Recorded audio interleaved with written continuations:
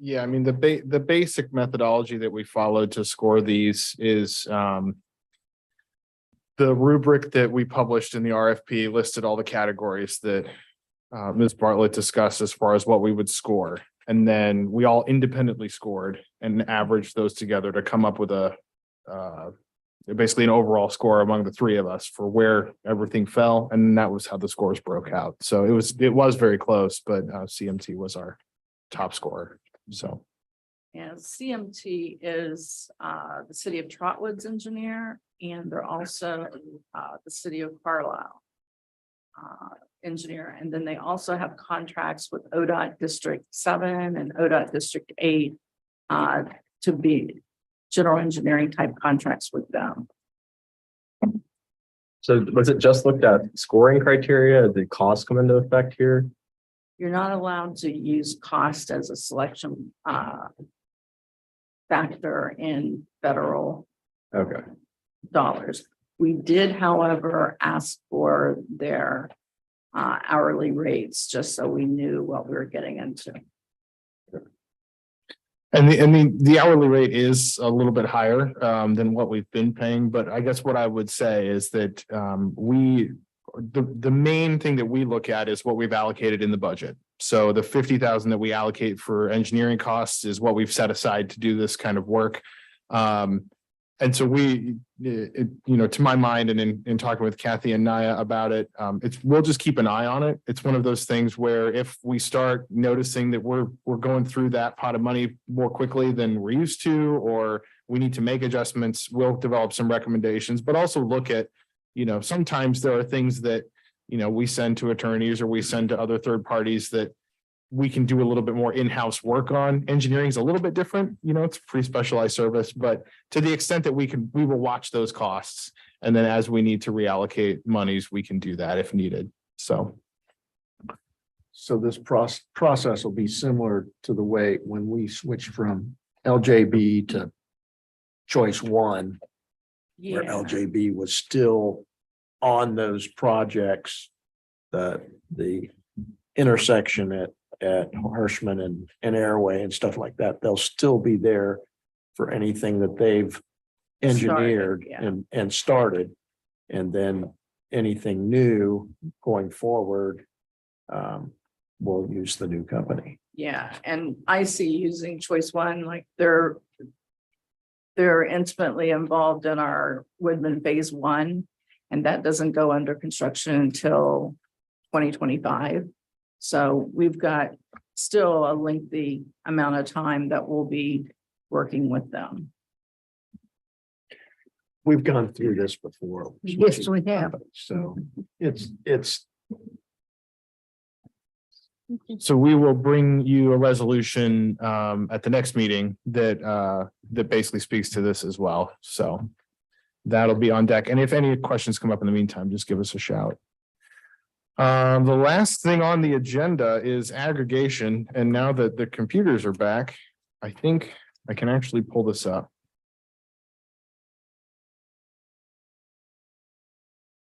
And apologize to the viewing public with the wind. We briefly lost power here at City Hall and it knocked everything out. All right.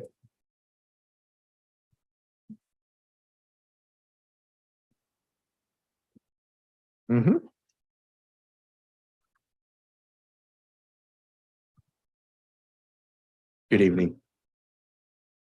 So back again talking about utility aggregation. I have some updates, some additional information, and I'm hoping to help council come to a decision tonight as to how we want to move forward. We do have representatives from SOPEC who happen to be in the area making other stops and stopped in here. We have Philip Lepla and Luke Sulfridge. I assume if you had any questions for them, we could invite them up if you so desired.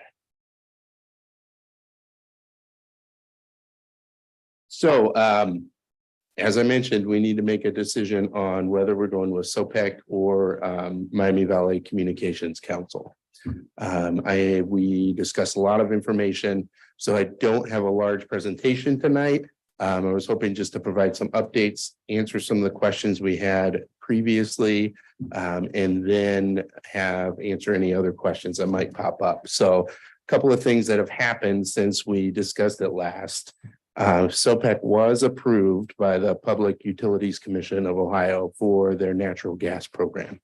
So that while we don't know the extent and the number of jurisdictions that are going to be involved in that, they've been given the approval to go ahead and start that program, and could get jurisdictions involved and start setting them up with aggregation.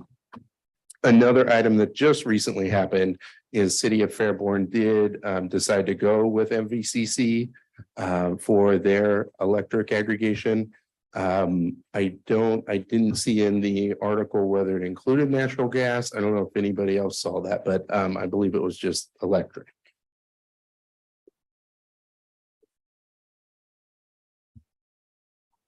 Ooh, hopefully that's big enough for you. That's almost a little small for me standing here. So one of the things that popped up at the last meeting is what do we looked at the size of the aggregation groups for MVCC with Palmer and with SOPEC, and we wanted a more apples to apples comparison. SOPEC did provide us some numbers about with that. So with Palmer and MVCC, we're looking at a potential of 860 gigawatt hours annually, and 4.2 billion cubic feet of natural gas annually. So with SOPEC, and that's the interested group. I mean, we do not have a full idea of what it's actually going to pan out to be. And for the first bid process that they go through in April, we're not sure what the number of the jurisdictions that we would join with to be in that bid process. So with SOPEC, when you include their actual number and the additional communities that are interested, the total is around 1,000 gigawatt hours annually. Okay, so right now they do have a 600 gigawatt hour pool of jurisdictions, and that's the actual number. As I mentioned before, the gas program just got approved, but would still be forming. So you said that's the interested number is additional or plus, like who's looking into it plus what they're already. I have included the actual with the interested, so that would be an additional, or that's how I understand the numbers from SOPEC. So, so that would be an additional 400 gigawatt hours. Okay, so SOPEC also provided some clarification and some comparisons with the processes of locking in a contract for electric or natural gas. So with MVCC, the plan is with both electric and natural gas to put out for bids in April. And then they would, residents would be able to see the new rates in August on their bill. With SOPEC, if council were to pass the legislation to join SOPEC, they would be able to get us started on electric somewhat sooner.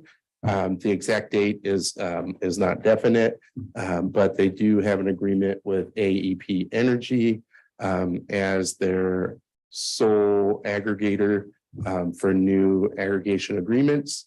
And so as I understand it, they will be looking at rates on a daily or weekly basis to try to see where they could get the best electric rate and then lock it in that way, rather than going through a bid process.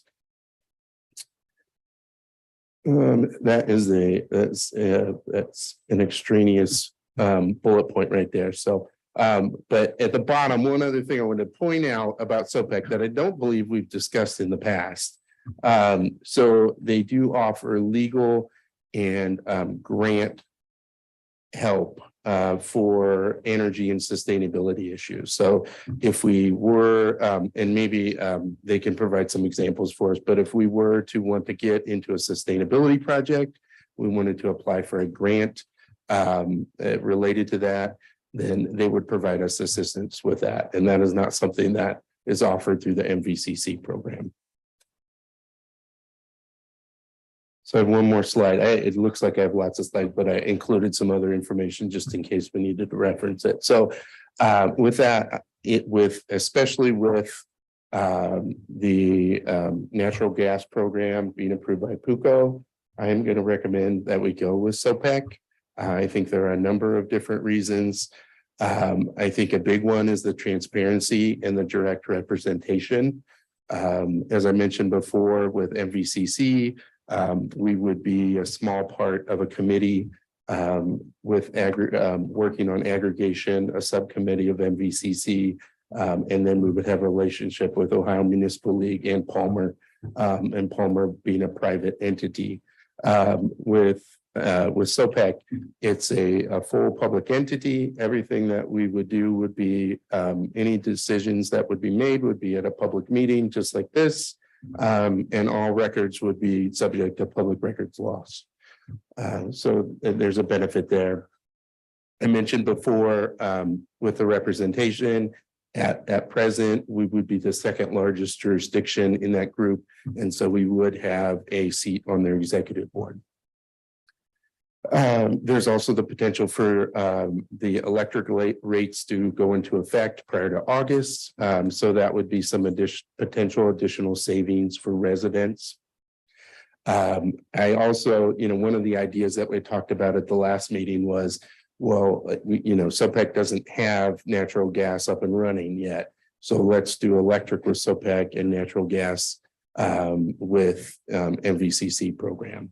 I do think there's some value in having that all in one place for us to be involved in administratively, but also I think for us to understand and continue that relationship, and for residents perhaps to understand how that works, not make it too complicated. They have a focus on sustainability, and I think the great thing about that is we have people who care about that sustainability and that green issue. That's going to be the default. But we also have the opportunity, just like City of Dayton did, where we can have them opt out of green power if they like that, if they would like that, and go with brown power, traditional coal or natural gas generated electricity. I mentioned before, let's see, so it's the brown energy. The last bullet is about the legal advice and the grant help. But also with SOPEC there, that allows residents and businesses to participate in net metering, which is not a feature, as I understand it, of MVCC. At least it's not been discussed at this point. And so if a resident or business wants to install solar panels and be paid for net electricity that they generate that goes back into the grid, then that would be already baked into the program there, and would be a benefit that residents could take advantage of. That's called what? What I was just net metering. Net metering. Yeah. Mhm. So do you know if that's a 1-for-1? Like when you sell it back? Okay, thank you. Mhm, yeah. Yes, yes. I would assume it was. Any other questions? So I just have a couple. Since AES is still delivering, how does billing work? Billing stays the same. I still have my same account, correct? And then the other thing is with the optional for brown energy, how does that actually work? Yeah, come on up. You want to come up? Sure. So what Dayton's chose to do, we have what's called RECs, so renewable energy certificates, and that represents the green value. So when power is produced, it has that as one component of what's being produced. So in real terms, what it means for the city of Dayton, residents there, it's an 83-cent difference per month if somebody decides that they don't want to participate in the green program, and that's backed out of their rate. Very few residents have taken advantage of that, but it's available if they want to. So it's just something you can choose on a box. Correct. They would call in and proactively just say, I want to be Okay. stepped down. Yep. Okay, and I just want to say thanks for the presentation that we did receive, for at least listening to our questions and answering them, in a more deliverable way. So I just appreciate that. Thank you. So that was 83 cents a month, like period?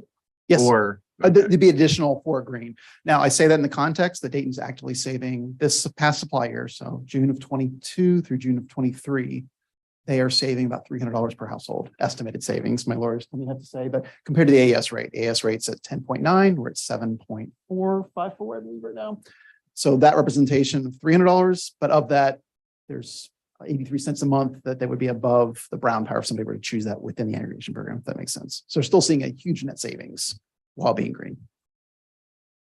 Can I ask as far as the grants? I mean, Yeah. is that you apply for, say, we're going for $100,000 grant, or is it a certain set amounts, or how does that work? So we're a public entity, so we have a public budget. Our budget includes grants. It's one of those components in it from communities that want to participate. And so far, all the communities have wanted to participate. So we set that baseline number, and we back it out on a per meter basis by communities. So the communities get that on an allocation on a per meter basis. From that, and then it's approved on a project basis from our board of directors, and then received by the council on the other side. So there's transparency in that transaction. But as long as it's part of the program design, that's how it works. And then we do 70% of the grants go back in a direct way like that. 20% go into a revolving loan fund that's budgeted. So any community can draw down on that if you need a short-term bridge loan to do an engineering, something's going to be reimbursed pretty quickly, or an energy project. Let's say you're doing LED light conversion that may take a year and a half to pay for itself. We welcome that. And then the last 10% of our grant budget goes towards regional projects. So that would be cross-cutting, cross-jurisdictional projects that may be electric. We used one recently for some of our villages to install electric car chargers. Where Just somewhere, gonna ask that yep, question. some places there's no charger in the entire county. We provided the first one, and we thought it was really unfair, particularly these small villages, to say, here's a charger, good luck installing it. So we give them $1,000 grant per community due to the installation cost. We've also used that part of the budget in the past to do census promotion. So it's not always energy, but we felt very strongly that was in the best interest and with their guidance of the board. So it can be broad cutting, but yeah, ultimately 70% is going direct back to the community. So it's based on the size and number of meters participating. I assume pool of money, and it just depends on how many people apply for it. Yeah. And all that. Well, it's allocated, so it's divvied up per communities. That doesn't go away. So it's not that you're competing against each other. It's not competitive. You have it allocated for you. If you don't use it in a given year, it rolls into the next year. So that's set Okay. aside for a given community. And we have a spreadsheet we hand out every year based on whatever the January participation rate is within a given community. So you all have still potential to grow beyond Absolutely. what Yep. you're at right now. Absolutely. And I'm assuming other cities might pass aggregation laws. You'd go approach them to be their aggregator. And with that, in the future, if the larger pool of customers that you have, the more bargaining power that you're going to have to negotiate on lower rates. And I'm glad you said bargaining power, because there's a couple pieces to that. One is lower rates, and there's a small piece of that, but timing, to be truthful, is way more important. So timing the market is way more significant, especially right now, where it's the most volatile commodity. So being able to watch the market and not pick an arbitrary date has been really key to our savings. We are absolutely growing. We probably have a dozen communities that are in very active conversations with us for the fall ballot. So it's going to continue to grow, especially with rates going up across the board. You saw that here in AES footprint, that everybody saw the rates go from 4.8 to 10.9. That got a lot of folks' attention. So as a proactive strategy, taking control, I think absolutely going to see that continue to grow. So yes, we will see more communities join us. In fact, we're in town talking to a few tomorrow, and pretty much every day for the next couple of weeks, we've got somebody we're engaged with. But To kind of harp on to the assistant city manager's recommendation there, where I see that is they have room to grow, where the other option was limited to the Miami Valley. So I feel like in the long haul, you're right with this being the best recommendation. Well, and just to add to that, I know I was speaking to Lori earlier, and we realized, if we were to join MVCC, we would be part of a regional partnership, but SOPAC is pulling in communities from all across the state. So, we get to have a role in that. We get to have the exposure and get to connect with communities across the whole state rather than just regionally here. So we can go ahead and prep this to bring forward to likely in March is probably what we're thinking, just given the timing of the meeting schedule for the next several weeks. And then if we have a substantive change in the market or something else happens in the interim, then we'll be back in front of you with an update there as well. But just wanted to keep this conversation rolling and give you an update with what we had found since we last. Believe so, because it would be Yeah, 'cause it- contracts. Cause it changes. Yeah. One, two, then it can, at least for the electric part of it, this stuff can start be implemented before summer. Mhm. Thanks, Chris. Thank you. Thanks for Wait, your one work. more thing before we kill this. If someone has an existing aggregate, what's the process of that for them to switch out, i.e. myself? Yes, if you have previously participated in a separate contract, you will first want to look at your early termination fees to see what makes sense. So if you're at the end of a contract and you have fees associated, obviously you want to weigh that against the potential savings. Long-term for the broader public, we have a dedicated 1-800 number where folks can call in, ask to be switched and enrolled into the program. And from there, the representatives at AEP take it on. So AES is still doing all the billing, AES is doing everything else, but since AEP Energy is who we are doing the procurement of, they will be making that switch. You could also, some folks find their way to our office and we can three-way call them in. So if folks are confused, want more information, we're happy to talk to them as well. But the quickest way is to call AEP Energy directly, and we'll have a number we can share with you guys that those calls can be directed directly to them. Yeah, I think obviously, I think you're probably preparing this, a big communications blast is probably gonna be in order with all the questions that are being asked. But that would probably be one of the top ones is if you're already aggregating your energy, what's the process to switch?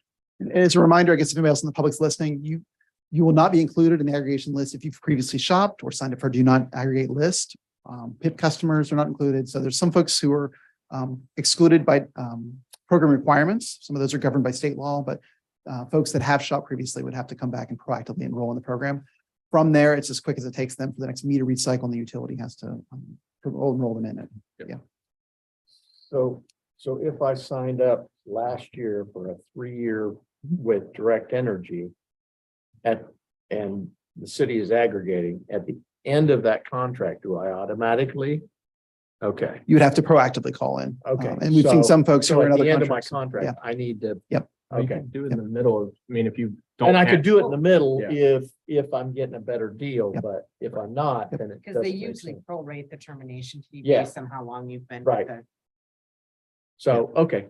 Yep, But Good question. so the point is if they aren't part of the aggregate when we start and they want to be, they have to call and make it happen. It won't automatically happen. With the savings we had in the Dayton program, we had folks flooding into the program, which is great.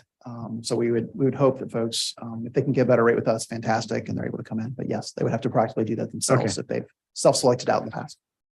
Will this be mailed out to all of the residents, and who bears that expense? So we will handle all that.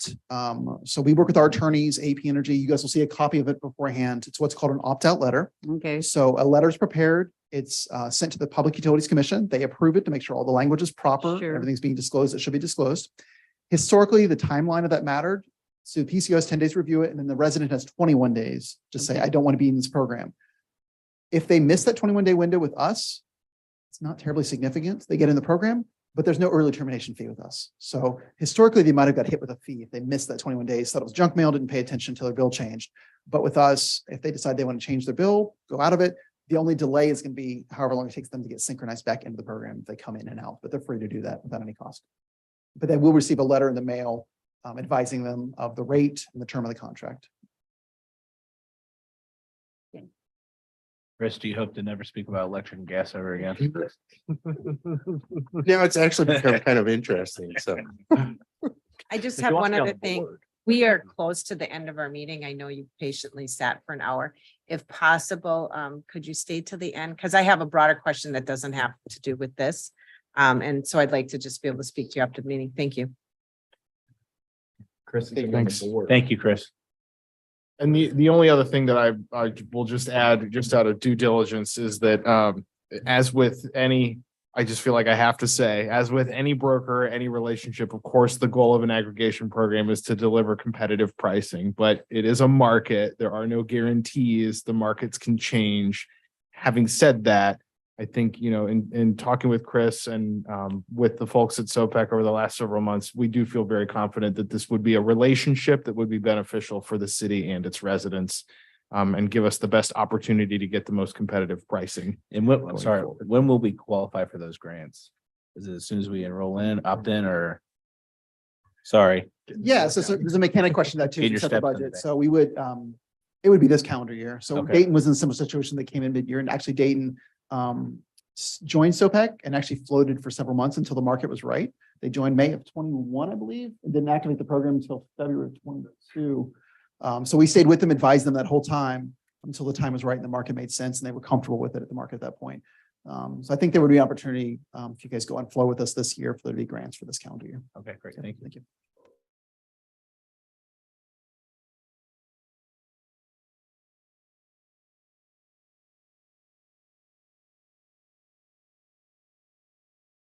Rolling the beach lighting. So we all have the, working with Kathy to get the, purchase order through and get the, lights installed on the poles that will be out there. And then, there's one district that those lights fall into, and we'll go ahead and assess the cost of the electricity, just like all the other street lights that are in that district. So that is in process and we'll update you as that keeps rolling along. At the next meeting, Chief Stitzel and I have had a couple conversations where we're trying to think ahead. And like a lot of other communities that are trying to think ahead, especially for large vehicles and apparatus, the wait time on medics, like a new medic, you're looking at 2 years plus. The oldest medic that we have that's due for replacement is about 12 years old. So we're right at about time to look at replacing that. The fire department has a fairly healthy reserve balance now in terms of its fund balance. One of the ideas, and I know Chief will speak to it at the next meeting, is just we'd like to tee up a conversation at some point about earmarking some of those funds this year through an appropriation where we can set some of that fund balance aside. We wouldn't actually spend it until we receive the vehicle in 2 years, but we'd like to go ahead and be prudent and try to set those monies aside now so that when it's 2025, we don't really feel it. We've already locked up the money and it's paid for out of that fund balance. So You're gonna get it on layaway. yeah, exactly. Just make those payments. But no, we'll Back. right. We'll bring that. I know, and I don't want to steal too much from his thunder. I know he's got some other thoughts about it too, but just so it's out there and in the back of your mind. And if you have other questions, obviously reach out to us. And the March 2nd meeting should be fairly straightforward. A couple of the resolutions there are more housekeeping with respect to the new benefits collaborative, the Ohio Benefits Collaborative that we joined. There are some staff appointees that we need to make to that. It'll be Chris and Elena since they've coordinated most of that so far. So you'll see that. I also have a contract with the Downing Group. They're the ones that have been helping us position these buildings. Lori, to her great credit, got us a grant through Jobs Ohio to help pay for the cost of some of their services. And so the resolution that's coming before you basically lets us take, Jobs Ohio will pay $25,000. The balance of their contract is another $25,000 to us. So it kind of hits that procurement threshold. But it also is a good council blessing on the grant and the scope of work that they're doing for us. And the final thing is just that it's actually back to health insurance. After we were wrapping up the OBC pieces, we do have a little bit of contractual cleanup to do with McGowan. Thank you. I get them confused. It's McGowan Braybender, who's our benefits broker, who helped us with the OBC process. And so you'll see that in front of you as well. All that will be in the packet. And if you have questions, just give us a call. So, and that's all I have for the evening. Go ahead. Would you, now that we have the internet back, would you want to circle back and show us the land use? Oh, graphic? yeah. Oh, great point. I'll just be real quick. Again, I mostly just wanted to show for the visual elements of it, just so you can kind of see what it looks like. And I'll be happy to email this out separately too. Let me collapse that. And then to be fair, here. So you can see we have a couple comments. Staff have been adding comments kind of back and forth in this document, but the main idea is they've laid out. So this will be basically the new cover sheet. It's the new comprehensive plan. And they have a number of cool infographics and maps. So you'll see snapshots from the community events. They've plugged in a lot of those pictures as well. And then just a lot of the what we asked them to do, and I think one of the advantages that they bring in terms of their approach as a consultant is the ability to summarize a lot of this data in a very concise way. So you'll see a lot of these kind of, inserts, insets throughout the document. All sorts of things about what kind of responses were received at the community meetings, our demographics. And these word clouds are pretty cool. They bring those in from what the feedback that they got online and a lot of the online survey results that people were able to take to, again, aggregate and synthesize a lot of this information. There is a lot here to kind of absorb, but I did also want to point out that the big maps that they had on the walls, if you'll recall, during those community meetings are all in here as well. So you'll see where they laid out the areas that potentially have development opportunity, and all culminating in, this is like the map of current zoning, for example, but all culminating in that map, if I can get to it quickly, that shows where our focus areas for development are, where we have sort of the circles, as you'll recall, kind of around that downtown area. And then there are the back sections of this report do a bit of a deep dive into each one of those areas as well. So it is certainly a living document, but I did want to just get this in front of you so that you could see we do have they are working on the deliverable element of this. It has a lot of the visual elements that I think will be very helpful for us going forward and help set that tone. So once we actually adopt this land use plan, will that then be available on the webpage? Oh, yeah, absolutely. Like this stock would be Yep. available. Yeah, once the we- final version. Final version. Got Yeah. it. Absolutely. Thank you. And I'll send this to you as well, so you can take your time with it. So, How many pages is it? a lot, Where did you- 95. Oh, there. The current Got it. version's 95. Yeah. Okay, And we've asked them to expand a couple sections as well. I imagine that'll get a little bit longer. okay. Just for the people that really Okay, love to that's nerd good. out on planning, it'll be a dream come true. So. That's all I have. All right, at this time, we'll have council comments. We'll start. Have nothing. Blood drive. So our next blood drive is happening this month, the February 27th is, the date. And if anyone would like to join us in donating, the website to donate is donortime.com. Just search on the city of Riverside, 3 till 7. 3 until 7. Yes. 27. Monday. I'm signed up. Yeah. And I'm gonna be here. I promise. Thanks. Mr. Joseph. I got nothing. I Two have, meetings in a row. Oh, wow. I have nothing. Thank you. I've got something. Just a week from Saturday, February 18th, it will be the Mad River Youth Football Fish Fry. Definitely try to check it out. It's $15 pre-sale or $20 at the door. All you can eat fish and adult beverages or soda. So Is there a place where you buy the pre-sale? that's what I'm looking up right Okay. now. Sorry. Sorry, Put you I on was the not spot. prepared. You put me on the spot, and that's fine. So pre-sale tickets, I believe they're going to be starting either starting next week. We'll be at the football field.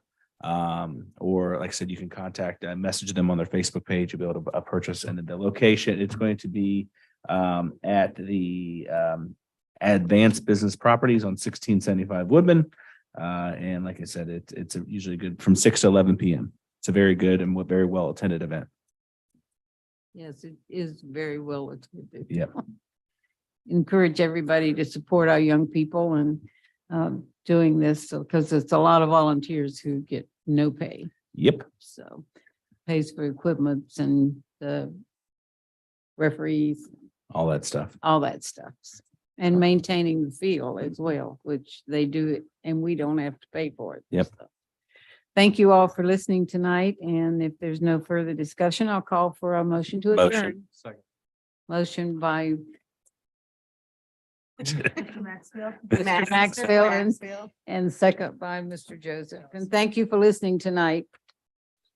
All say aye. Opposed?